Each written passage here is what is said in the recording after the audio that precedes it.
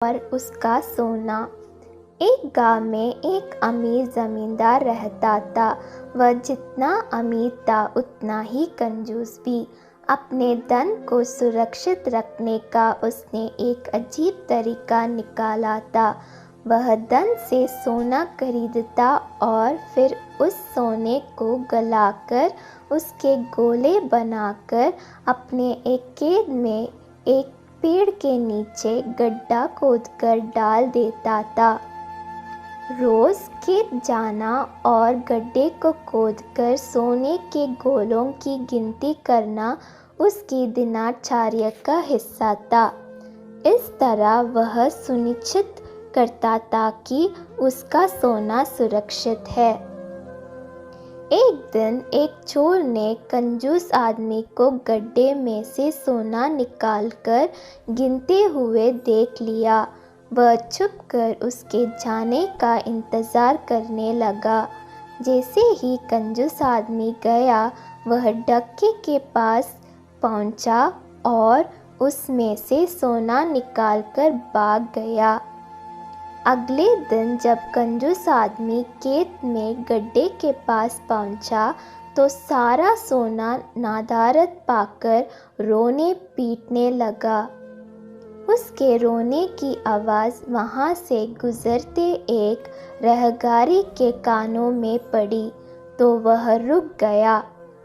उसने कंजूस आदमी से रोने का कारण पूछा तो कंजूस आदमी बोला, मैं लूट गया, बर्बाद हो गया, कोई मेरा सारा सोना लेकर भाग गया, अब मैं क्या करूँगा?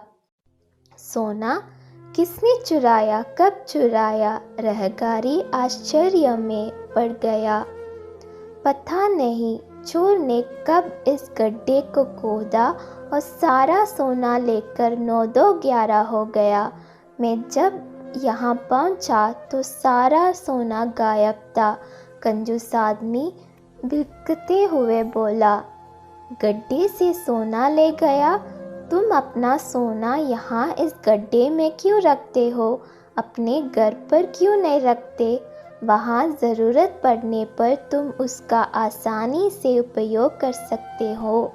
रहगारी बोला, मैं अपने सोने को कभी हाथ नहीं लगाता। मैं उसे सहेज कर रखता हूँ और हमेशा रखता हूँ, यदि वो चोर उसे चुरा कर नहीं ले जाता। कंजूस आदमी बोला।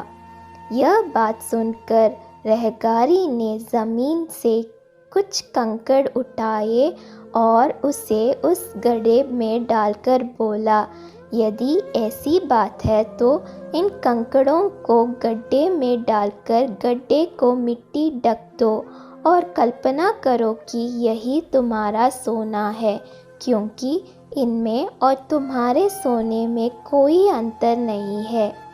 ये भी किसी काम के नहीं और तुम्हारा सोना भी किसी काम का नहीं था। उस सोने का तुमने कभी कोई उपयोग ही नहीं किया, ना ही करने वाले थे। उसका होना ना होना बराबर था।